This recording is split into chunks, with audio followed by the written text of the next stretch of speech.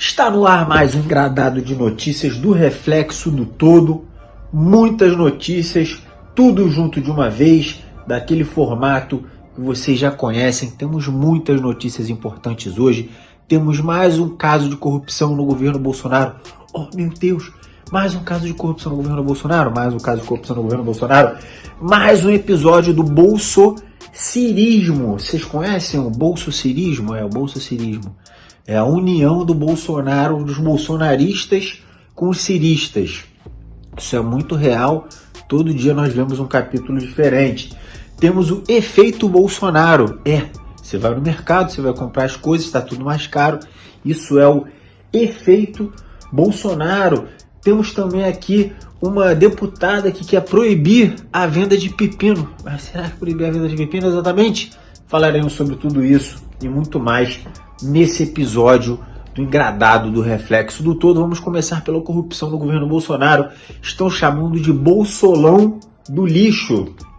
Tá em toda a mídia. Primeira matéria que apareceu para mim na minha pesquisa foi da Isto É Dinheiro. Bolsolão do lixo vira um dos assuntos mais comentados no Twitter. Já aproveita e me segue no Twitter, @Reflexo do Todo, enquanto a Ziza vai introduzir o assunto pra gente, por favor. A disparada na compra de caminhões de lixo pelo governo Jair Bolsonaro, PL, com preços inflados, revelada neste domingo, 22, pelo Estadão, ganhou a hashtag Bolsolão do lixo, e se tornou um dos assuntos mais comentados do Twitter. No início desta tarde, foram 7.977 tweets sobre o assunto em uma hora. Reportagem publicada ontem, 22, mostra que após Jair Bolsonaro se associar ao Centrão, a compra e distribuição de caminhões de lixo pelo governo saltaram de 85 para 488 veículos de 2019 para 2021. Não é pouco dinheiro não, gente, é muito dinheiro, um aumento de 85 para 488 veículos, 2019 para 2021. Tem foto do pai do Arthur Lira, presidente da Câmara, do lado de compactadora de lixo. Faz parte aí dessa denúncia do Bolsolão do lixo. Vale a gente se lembrar que não é a primeira vez que isso acontece. Nós já tivemos o caso do Tratoraço. Vocês se lembram? Tratoraço? Tratoraço tá aqui, ó. A notícia é do Estadão, de 8 de maio de 2021. Tá lá. O orçamento secreto bilionário de Bolsonaro banca trator superfaturado em troca de apoio no Congresso. O esquema do governo destina 3 bilhões em emenda para auxiliar a base no Congresso. Parte delas é gasta para a compra de tratores com preços de até 259% acima dos valores de referência. Muito parecido com esse caso do Bolsolão do lixo, onde nós temos aí, segundo as informações, compras superfaturadas de caminhões, de compactadoras e de maquinário relacionado ao lixo que é o governo Bolsonaro, assim como o Tratoraço. Esse tipo de emendas, eles conseguiram fazer uma análise criativa das possibilidades do que eles poderiam fazer com essas emendas. Agora eles fazem essa distribuição de dinheiro ao bel prazer dos interesses políticos deles. E a gente está vendo aqui, no caso aí da última matéria que eu mostrei para vocês do Estadão, que o governo utiliza isso para comprar base de apoio parlamentar. Se isso não é corrupção, eu quero saber o que é. Quero saber se você acha que é corrupção. Acha que é corrupção? Já deixa um comentário aqui embaixo. Ou então você deixa vários comentários aleatórios. Pode deixar vários comentários aleatórios, que é o melhor tipo de engajamento que você pode me dar para o canal poder continuar navegando aqui pelo YouTube. Faça como aqui o Miguel Mendes, que além de deixar vários comentários, é membro do canal. Ali embaixo no botãozinho azul, você vira membro a partir de R$5. A Diana Nogueira também deixou vários comentários. Vários inscritos fazem isso, não dá para eu trazer todo mundo aqui, tá, gente? Às vezes eu vou e trago alguém aqui para dar uma estimulada em vocês. Quem não se inscreveu, se inscreve. Tem aquele sininho, aqui tem vídeo todo dia, aciona o sininho para saber quando sai o vídeo. E deixa um like ali também. Vamos prosseguir para a nossa próxima matéria. Bom, O assunto que a gente vai falar agora é a volta dos que não foram. Exatamente, a volta dos que não foram. Porque o João Dória, ele abriu mão da candidatura dele à presidência. Abandonou a corrida presidencial. O sentimento que eu tenho quando eu vejo o João Dória abandonando a corrida presidencial é aquele mesmo sentimento que eu tenho quando eu desisto de tentar namorar a Anitta. Ah, desisti de namorar a Anitta. É o mesmo efeito prático da vida do mundo que vai ter do João Dória abandonando a corrida presidencial. Pelo que me vem aqui à memória, ele estava com entre 1% e 3% de intenção de votos. Uma grande derrocada, tendo em vista que em 2014 ele venceu a eleição para a Prefeitura de São Paulo, disputando com Fernando Haddad, que estava tentando uma reeleição. Em 2018 ele concorreu e ganhou ao governo de São Paulo. Foi em 2018 ele concorreu, né? Não, foi a eleição de 2016, desculpa gente, eleição de 2016, foi a eleição municipal, não foi 2014, foi 2016.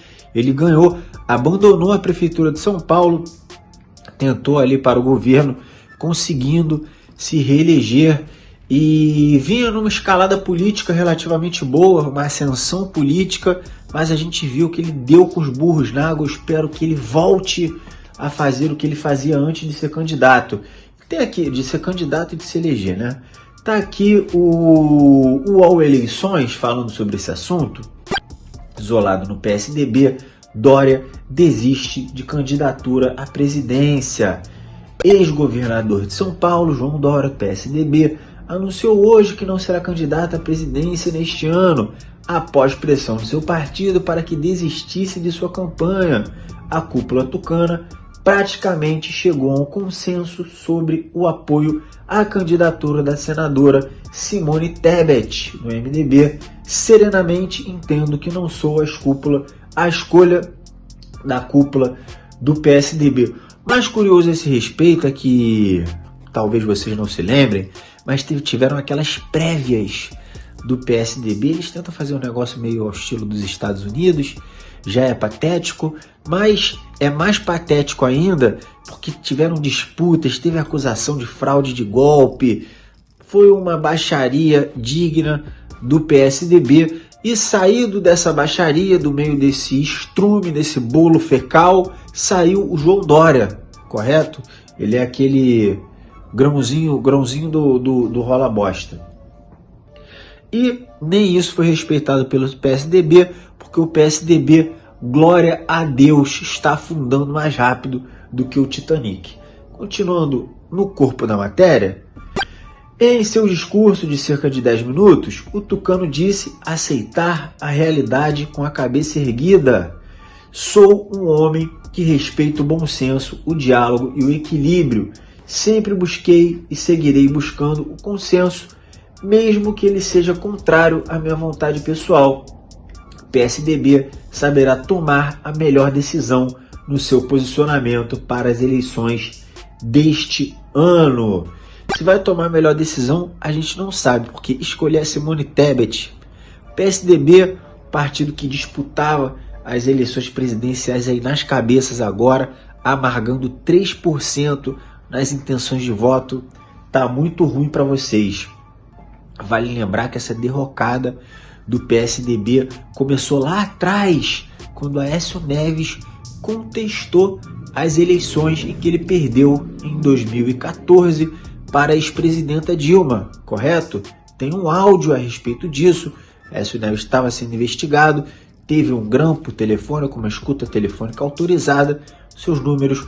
Numa dessas falas, além daquela que ele disse que tinha que escolher alguém para receber propina, alguém que eles pudessem matar, ele escolheu um primo. Além disso, o Aécio Neves também disse que pediu a recontagem, não a recontagem, né? Pediu uma auditoria da votação das eleições presidenciais de 2014, nas palavras dele, para encher o saco.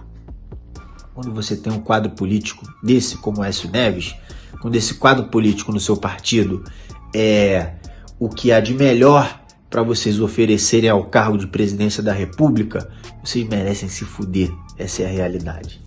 Seguindo na matéria, o ex-governador afirmou que o país precisa de uma alternativa para atender aos eleitores que não querem os extremos, que não querem aquele que foi envolvido em escândalo de corrupção, nem aquele que não deu conta de salvar vidas, não deu conta de salvar a economia e que envergonha nosso país em todo o mundo, disse ele, em referência ao ex-presidente Luiz Inácio Lula da Silva e ao presidente Jair Bolsonaro, os mais bem colocados nas pesquisas de intenção de voto.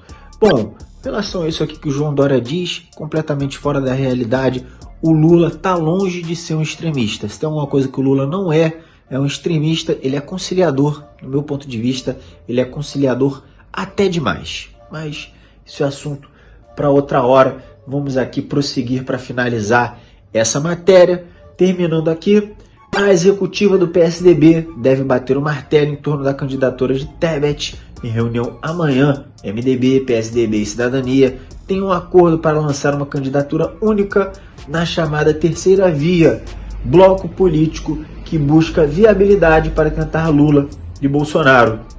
Spoiler, não vão conseguir, exatamente. E eu espero que o João Dória volte a fazer o que ele fazia antes. Fica lá, Dória, dando seus passeios de cachorro. É isso que o João Dória fazia antes de ser político. Ele organizava passeio de cachorro de madame. Tem até uma matéria sobre isso aqui de 2010. Famosos participam de passeio de cães em Campos do Jordão. Conheça os famosos e seus cachorros neste passeio pelas ruas do Capivari. Encontramos João Dória, Evandro Santos, Ronivon, Vitor Fazano, Luísa Mel, Shirley Souza, Solange Moraes, Carmen e Bruno Alvim. Volta para isso, ô João Dória, porque é isso, a sua vida é essa, é isso que te pertence, tá? Você não nasceu pra política não, já acabou, já deu sua aventura, tá? Volta lá pra sua mulher plastificada. Eita, pô! Falando agora sobre economia, nada que tá ruim que não possa piorar se a gente ficar observando os dados, e os dados são cada vez piores. Toda vez que a gente vai no mercado, é uma tristeza que nos acomete, e essa tristeza tem nome, é o efeito Bolsonaro. O efeito Bolsonaro é sentido em tudo que os olhos conseguem enxergar, mas nos grãos isso é cada vez pior. Matéria do UOL Economia. Prepare-se, o café já subiu quase 70% e frio pode deixá-lo mais caro ainda. Eu acho esse tipo de matéria muito curiosa, porque o Paulo Guedes mudou de nome, né? O Paulo Guedes agora se chama Frio. O Paulo Guedes se chama Tomate. Outro dia tinha uma matéria assim: Tomate é o grande vilão da economia. Meu Deus, esse danadinho do Tomate que fez uma política neoliberal de preços, que abriu mão dos nossos estoques de grão, por exemplo, que não dá fomento à nossa agricultura familiar, que a agricultura familiar é a que coloca 70% da comida que a gente come na nossa mesa. O agronegócio, a função dele principal é fazer pessoas bilionárias sustentar sertanejos falidos e mandar dinheiro para offshore. Essa é a função do agronegócio. Quem coloca comida na nossa mesa é a agricultura familiar. Prosseguindo aqui no corpo da matéria, o frio intenso e a geada afetam drasticamente plantações brasileiras, especialmente as lavouras de milho, hortaliças, frutas, verduras e legumes, cana-de-açúcar e café. Se os preços dos alimentos já estão bem altos, os dias gelados podem piorar ainda mais o acesso aos alimentos básicos. Nos últimos 12 meses, encerrados em abril, a inflação para alimentação e bebidas ficou em torno de 13,47%, de acordo com o IBGE. O café moído já ficou 67,53% mais caro. As hortaliças e verduras, 36,62%. E o milho em grão, 21,14%. É muito caro, não é pouco caro. para as pessoas que fazem compras do dia a dia, para quem alimenta a família, para quem tem uma família, ou até para quem mora sozinho, não tem família, tá muito difícil.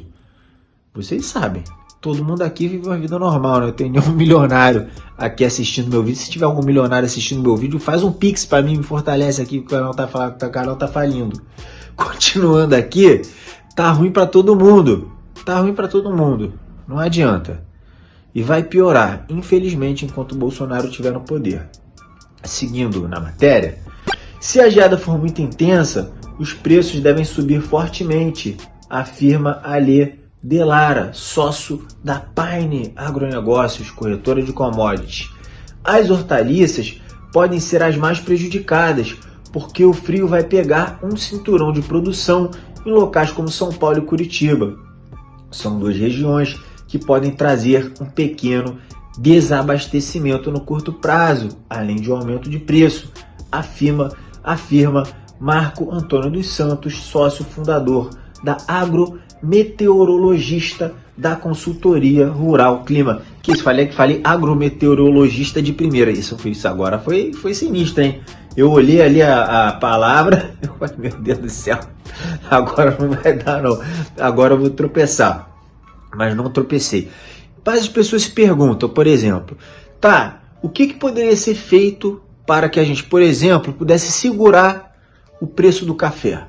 Ou então, por exemplo, um grande vilão nas nossas compras tem sido o óleo de soja, o arroz, o feijão, a base da nossa alimentação. Não vou nem falar da carne, gente. Não vou nem falar da carne. Vamos ficar aqui só no básico. Arroz, feijão, óleo, café, o básico do básico do básico. Correto? Isso poderia facilmente, entre aspas, facilmente ser controlado, os preços poderiam ser facilmente controlados caso o governo mantivesse um estoque regulador de grãos, como nós sempre tivemos através da Conab. Por que nós não temos mais esse estoque regulador de grãos que existia? Porque foi retirado do poder a Dilma, foi retirada, entrou Michel Temer. A partir da entrada do Michel Temer, tivemos no Ministério da Economia, a partir do Ministério da Economia, uma política neoliberal de preços. Qual é a política neoliberal de preços? O governo não deve intervir, devemos deixar na mão do mercado, que o mercado se autorregula. Estamos vendo como é que é o mercado aí se autorregulando. A mão invisível do mercado, ela vai lá no fiofó do povo e faz assim, ó. Enquanto ela vai lá na cabecinha do rico e faz assim: oi, rico, tudo bom com você? Essa é a mão invisível do mercado. Tem uma matéria aqui do UOL Economia também, falando sobre esses estoques. Brasil esvazia estoques de alimentos e perde ferramenta para segurar preços. Que essa matéria é de 19/9/2020. Em uma década, os estoques públicos de alimentos tiveram redução de 96% na média anual, considerando 6 diferentes tipos de grãos. Vilão da cesta básica, devido ao alto preço, o arroz está entre os que mais puxaram a queda na armazenagem. Outros 2 produtos estão com estoques zerados, considerado item indispensável na mesa do brasileiro. O feijão sumiu dos estoques públicos há mais de 3 anos. Já a soja, um dos principais produtos do país, não é armazenada desde 2013. É um absurdo. Nós vemos aqui pela matéria, inclusive, que vem desde antes do governo Michel Temer. Então, mais do que tirar o Bolsonaro do poder, nós devemos exigir a derrubada de todas as políticas econômicas neoliberais, seja qualquer que for o governo. O liberalismo não dá certo. Simples assim. Seguindo na matéria, para economistas resolvido por UOL, a situação reflete uma política liberal dos últimos governos que deixa os preços dos produtos à mercê da oferta e da procura do mercado e da oscilação no valor do dólar, sem interferência do Estado. Já o governo afirma haver custos altos de armazenamento e diz que os grãos não podem ser adquiridos acima do preço mínimo, valor definido anualmente, como estabelece a legislação. Por que não pode? Porque não quer. E tem uma contrapartida. Você faz estoques e ao mesmo tempo você mantém o pequeno produtor vivo, produzindo e com saúde financeira para continuar trabalhando. É ganha-ganha para o povo e para o pequeno produtor. Na política neoliberal, o povo se fode, o pequeno produtor se fode e os grandes bilionários do agronegócio que se dão bem. Você está trocando o bem-estar e a qualidade de vida de milhares de brasileiros em troco literalmente de meia dúzia de pessoas. Prosseguindo. Trigo e café baixa nos estoques. O trigo e o café foram outros dois produtos que tiveram queda nos estoques públicos. No caso do café, o volume armazenado baixou de 39 mil toneladas em 2010 para apenas 3 toneladas em setembro de 2017. E, desde agosto de 2017, o produto estocado está estagnado em 31 toneladas. No caso do trigo, a queda foi mais abrupta. De uma média de 1 milhão de toneladas em 2010, caiu para 1.592,88 toneladas. Onde que a gente vê essa diferença? Nos preços. Tem uma tabela, estou trazendo para vocês. Pode ser que ela fique meio difícil de ler. Quem quiser vai lá no meu Twitter. Tem essa tabela no meu Twitter, @reflexo do todo. Procura nas minhas últimas postagens. Vocês vão encontrar. A diferença está ali, ó. Em 2019 o óleo de soja era 3,17 em média, 2022 9,89. O quilo da batata 2,49, 6,98. A dúzia do ovo 3,79, tá 9,79. E tem preço aqui que está muito barato. Essa tabela eu peguei no Twitter. No próprio Twitter você vê as pessoas dizendo a mesma sensação que eu tive, que os preços da tabela estão bem abaixo da realidade do brasileiro. O Giovanni Diniz fala o seguinte: essa tabela está toda errada, só para citar apenas umas divergências. O arroz saiu de 8 para 27, o café de 4 para 17, a banana de 2 para 9, o frango de 4 para 21. Ontem no supermercado em que faço minhas compras, Belo Horizonte. Teve outra manifestação nesse sentido. E ainda está desatualizado isso em quase todos os itens da lista. Está mais caro em qualquer mercado da região. Concordo plenamente com ele. Seguindo nessa linha, a Raíssa Bittencourt falou: quando morar nessa cidade aqui em Curitiba. Quer ver? Eu acho que ela queria botar aqui: quero morar nessa cidade. Aqui em Curitiba tem coisa que é 3 vezes mais que isso. Mas tiveram comentários no sentido oposto, como esse. Não sei onde foi publicada, mas óleo de soja a 3,19 em 2019 achei bem forçado. Será que é forçado? Vou mostrar para vocês que não. Um encarte do supermercado de Guanabara, a data dele você pode observar, aproximando ali 28/4 a 30/4 de 2019, 30 de abril, final do mês de abril, não era nem no início do ano, já era quase no meio do ano. O detalhe, o óleo de soja 2,87. Resta dúvida de como o efeito Bolsonaro é danoso para o Brasil? Não restam dúvidas. Seguindo no dano que o Bolsonaro cria para o país, ele segue com as suas declarações completamente fora da realidade. Esse desejo, essa sanha golpista, onde ele consegue unir um conservadorismo falso junto aos militares frustrados e uma religiosidade distorcida.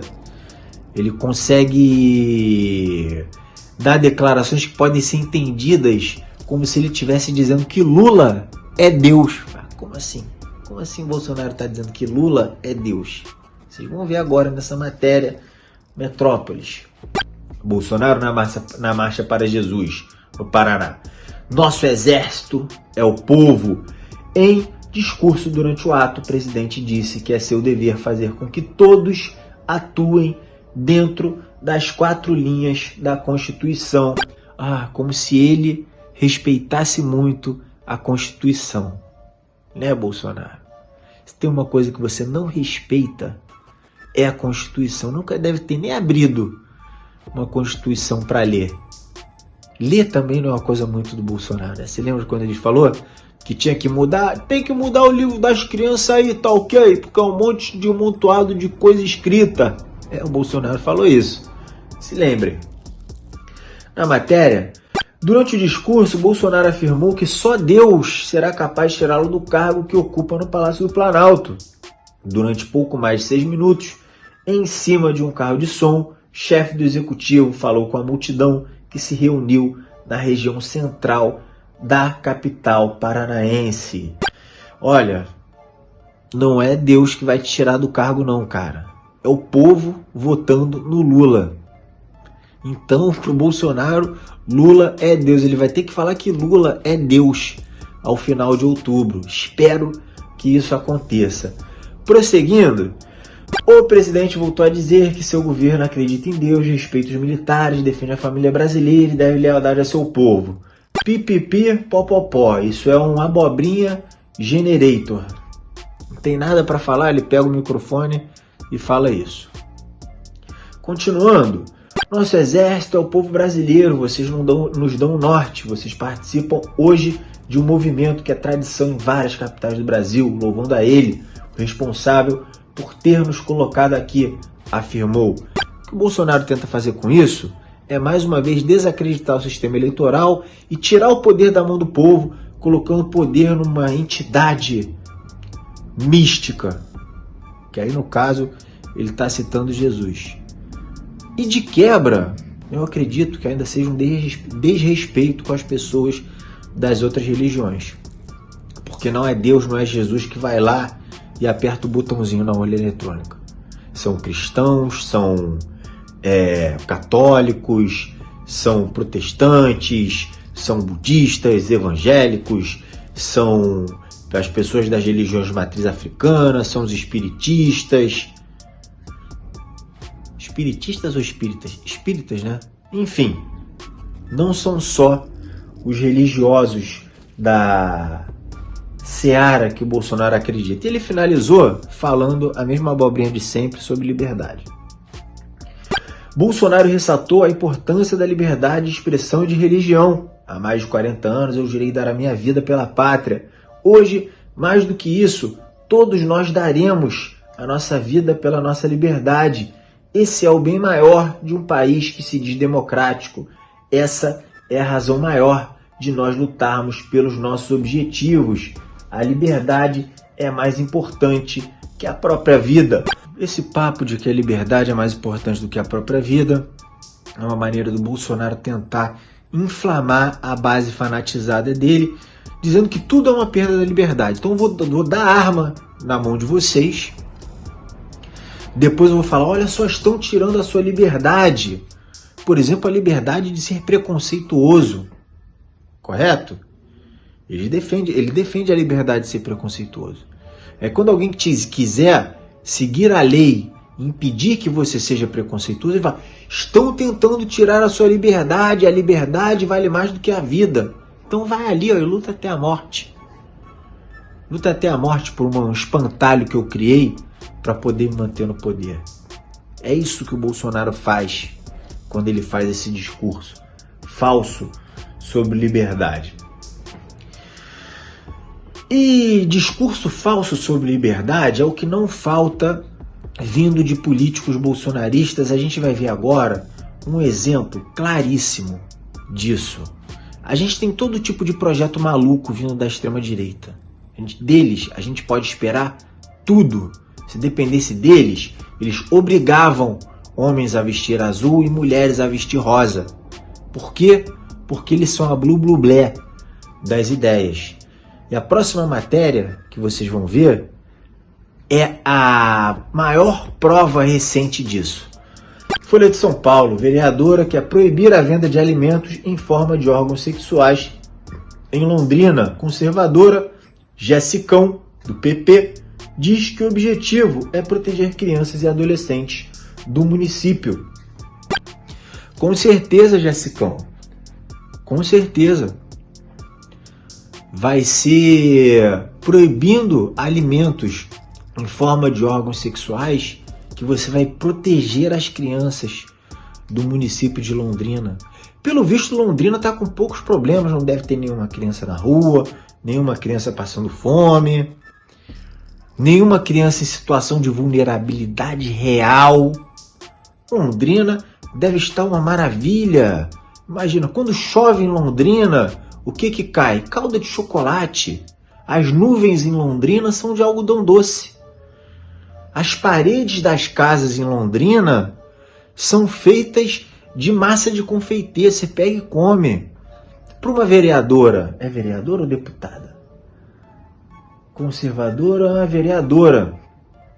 Para uma vereadora estar preocupada com doce em forma de órgão genital é porque não tem mais nada para fazer. Prosseguindo na matéria, se depender do desejo da vereadora Jessicão, a onda das guloseimas eróticas, que gerou longas filas em São Paulo e se espalhou por outras cidades brasileiras, não chegará a Londrina, no Paraná, a cerca de 400 quilômetros de Curitiba. Conservadora, a ex-líder da organização Direita Paraná Oficial, ela apresentou na última segunda-feira, dia 16, projeto de lei para proibir a venda desses produtos em bares, restaurantes, lanchonetes, trailers e similares no município. A justificativa é a pior possível e imaginável. Eu vou abrir aspas aqui para essa pessoa estranha e odiosa. Trata-se de um segmento comercial danoso que fere a moral, constrange a família, as crianças e adolescentes ao expor a algo vexatório, diz a justificativa do projeto, que prevê punições como advertência, suspensão das atividades, multa diária de até R$500 e perda do alvará. É isso. Ela quer dar uma multa, quer proibir de funcionar alguém que vender um docinho em forma de pênis ou em forma de vagina, ou em forma de bunda, não sei. Como eu disse, Londrina tá bom demais para ela ter que se preocupar com isso. Prosseguindo ainda aqui nas aspas para Jessicão, o objetivo da presente proposição é proteger, sobretudo, nossas crianças e adolescentes. Continua o texto. Não é somente dever das famílias se atentar à proteção das crianças e dos adolescentes, mas também da sociedade. Curioso é que essas pessoas têm tanto um discurso pela liberdade, são contra o mimimi, contra o politicamente correto. Nessas horas a gente vê que isso são só espantalhos criados para fomentar discursos vazios. Prosseguindo, para finalizar, a vereadora disse à Folha que decidiu apresentar o projeto depois de ver um trailer vendendo doces em forma de órgãos sexuais em uma exposição na vizinha Maringá. Afirma ter ficado preocupada com a facilidade de acesso de crianças e adolescentes aos produtos. Já é sabido que chocolates em forma de pênis e vagina são vendidos em sex shops. A ideia é que continue sendo restrita a adultos, mas que não fique exposto a crianças e adolescentes.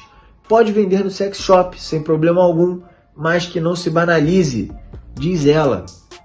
Quer regular agora o que as pessoas vendem. E eu acho que alguém esqueceu de contar para Jessicão que criança também tem órgão genital, que o órgão genital não serve só para sexo. Não, tá? A criança vai no banheiro, ela vê o dela ali. Ela sabe que tem, não é mistério nenhum. Jessicão diz que não há ainda lojas vendendo produtos semelhantes em Londrina. A ideia é proibir antes de chegar, diz ela, alegando que a venda de alimentos em formato de órgãos sexuais em áreas públicas abre portas perigosíssimas, principalmente para doentes e pedófilos. Olha, sabe quem é doente? Sabe quem tem essa cabeça distorcida? São as pessoas que fingem que são pela família e fingem que são conservadoras. O que é, gato? Meu gato tá aqui miando um monte, eu botei pra dentro do quarto, tá perturbando. Pessoas como Gabriel Monteiro, que tem um vídeo fazendo sexo com a menor de idade. Ou como Arthur Duval, que foi lá pro outro lado do mundo viu as refugiadas, chegou à conclusão que elas eram fáceis, porque eram pobres. Arthur Duval, Gabriel Monteiro, conservadores pela família brasileira, defensores da moral e dos bons costumes. Mais um capítulo do bolsocirismo. Já falei para vocês do bolsocirismo aqui, que são os ciristas e os bolsonaristas se amalgamando numa simbiose. Aquele episódio do debate entre o Ciro Gomes e o Gregório do Vivier foi mais um capítulo horrível dessa novela, onde nós podemos observar a semelhança entre... Não é a semelhança entre o Ciro Gomes e o Bolsonaro, não, mas é a semelhança entre os ciristas e os bolsonaristas. Eu acho que o Ciro Gomes está muito longe de ser um Bolsonaro.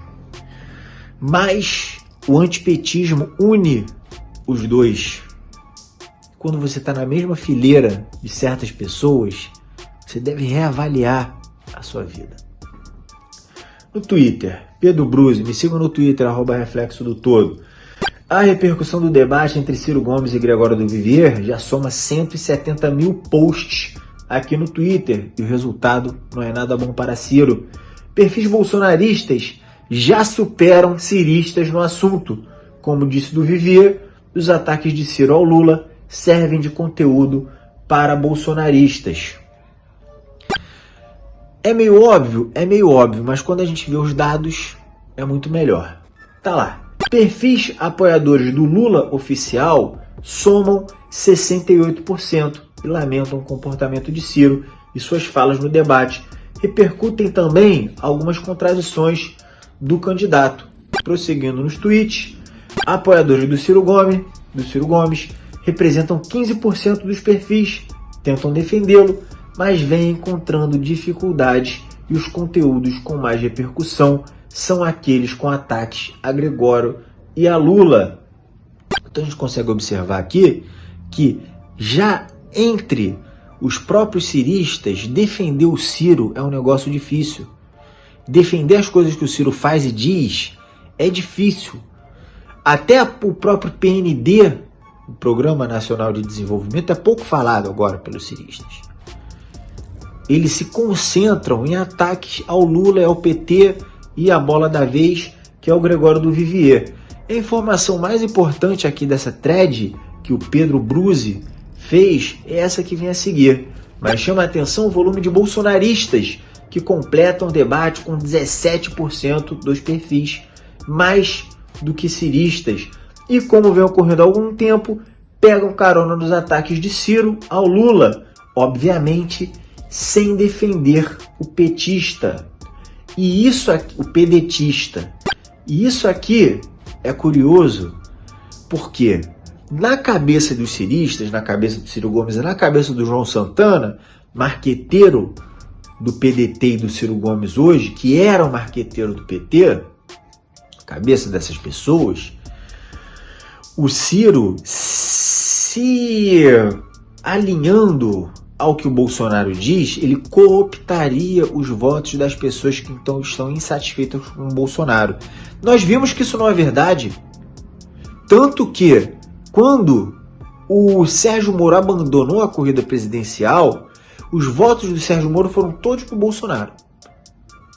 E os votos do Sérgio Moro são votos de bolsonaristas arrependidos. Por que esses votos não migraram para o Ciro Gomes? Porque o bolsonarista não vota no Ciro Gomes. É a estratégia mais burra que eu já vi na minha vida. E tem um comentário que eu vou mostrar para vocês que fala exatamente o que eu penso, do JR.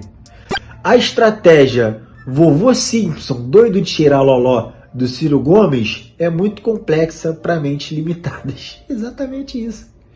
É o vovô Simpson doido de loló.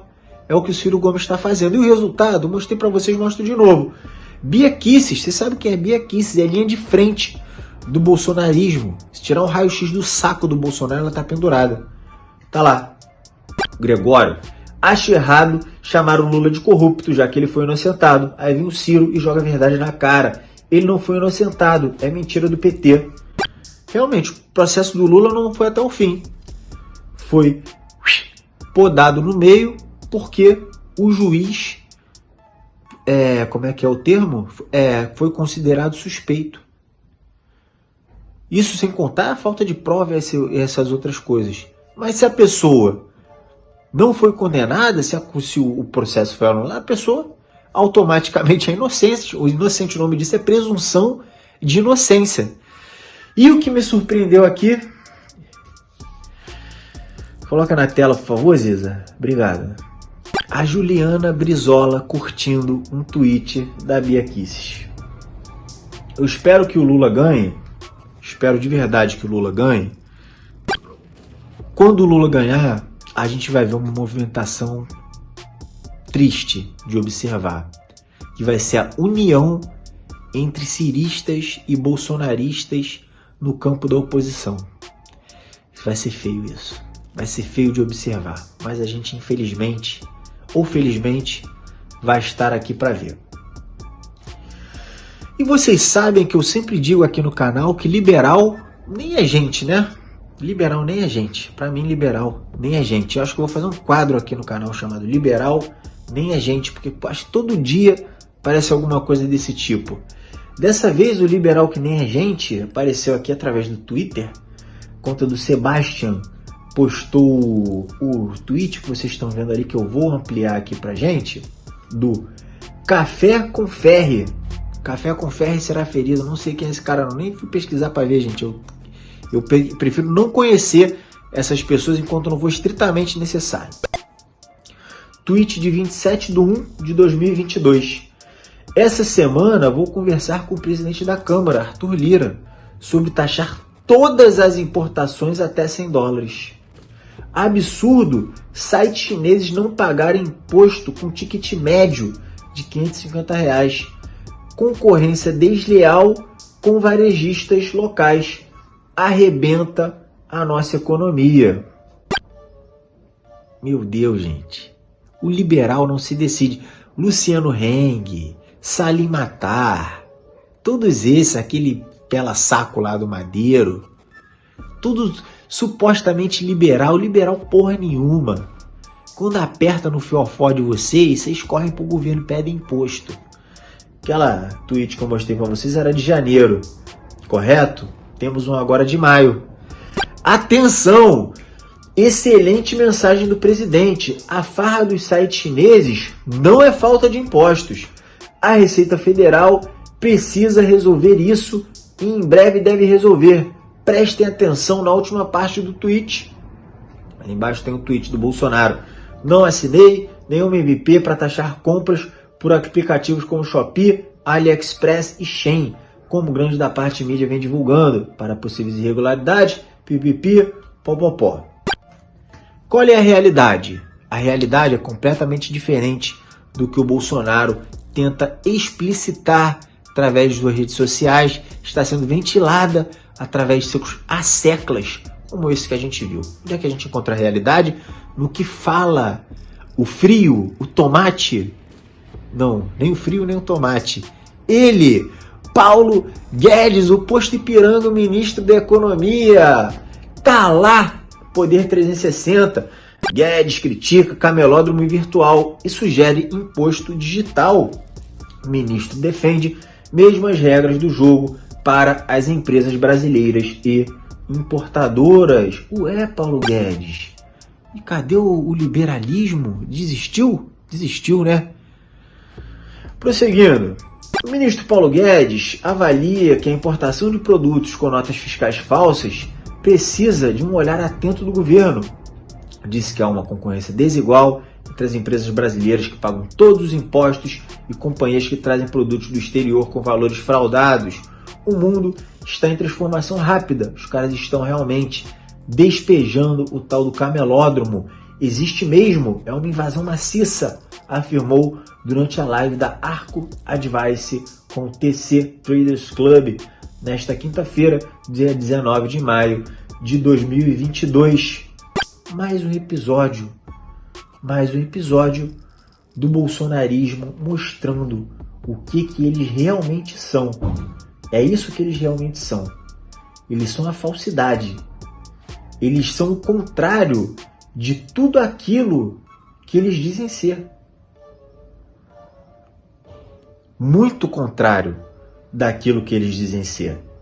O bolsonarista diz que é conservador, mas não é conservador.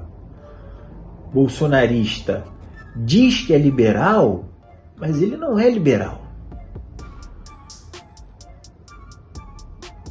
E algumas pessoas se enganam com esse tipo de falseta, com esse tipo de enganação.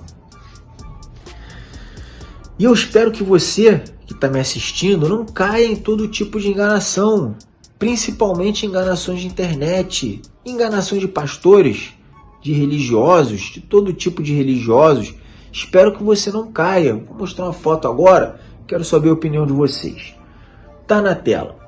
Segundo informações, o casal da foto estava com problemas em gerar filhos, resolveram tentar na hora do culto. Quando acho que não verei mais nada, me aparece isso. Tá aí a foto para vocês. É uma imagem realmente muito estranha. Fui pesquisar, tinha várias pessoas replicando essa imagem nesse outro tweet. O nível de apostasia, não sei o que é isso, deve ser tipo heresia, né? Chegou ao extremo. Segundo informações que nos passaram, o casal da foto estava com problemas em gerar filhos e resolveram tentar na hora do culto. Meu Deus! O que é isso? Será que é verdade? Você acredita nisso? Eu quero saber se você acredita nisso. Já deixa nos comentários. Se você acredita ou se você não acredita. Que é muito importante para saber. Porque agora vai vir um tira-teima. Bota na tela, Ziza. Esse site, se vocês não conhecem, é o E-Farsas. Casal que não pode ter filhos, transa em culto por milagre. Será verdade? Ele fez a pesquisa aqui, gente. Vou botar a pesquisa dele. Foto mostra um casal deitado no altar em um culto e texto afirma que eles estariam transando para conseguir o milagre de ter filhos. Será que isso é verdade? A imagem começou a se espalhar através das redes sociais na segunda quinzena de maio de 2022. Mostra duas pessoas deitadas, uma sobre a outra, em cima de um palco, cobertas com um pano vermelho, na frente de vários espectadores. O texto que acompanha a foto afirma que se trata de um culto religioso e que o casal até então estéril teria feito sexo ali durante o culto para conseguir o milagre de poder ter filhos. Será que isso é verdade ou mentira? É verdade ou mentira?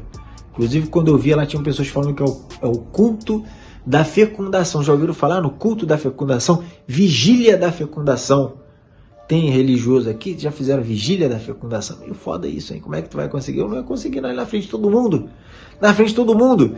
Não tem que ficar só blum, não. Tem que ficar blum e ir até o fim. Meu Deus do céu, gente. Em nome de Jesus. Muito difícil, hein? Prosseguindo. É verdade ou mentira? A imagem que foi compartilhada centenas de milhares de vezes no Twitter e no Facebook foi retirada de um culto real. Mas não se trata de um casal fazendo sexo durante a cerimônia religiosa. A cena foi tratada durante o culto realizado dia 18 de maio de 2022 na Igreja Aliança Restaurada em Fortaleza, no Ceará. Na verdade, não se trata de um casal, mas de duas mulheres que se deitaram no palco a pedido do pastor. Uma mulher se deitou por cima da outra para transferir sua saúde para a fiel, com o objetivo de melhorar as dores da mulher que estava por baixo. E tem a conclusão aqui. A história de que um casal fez sexo durante um culto religioso para conseguir o milagre de ter filho é falsa. A imagem foi retirada de uma transmissão feita ao vivo no Facebook. Tratava-se de um ritual de transferência de saúde de uma obreira para uma fiel.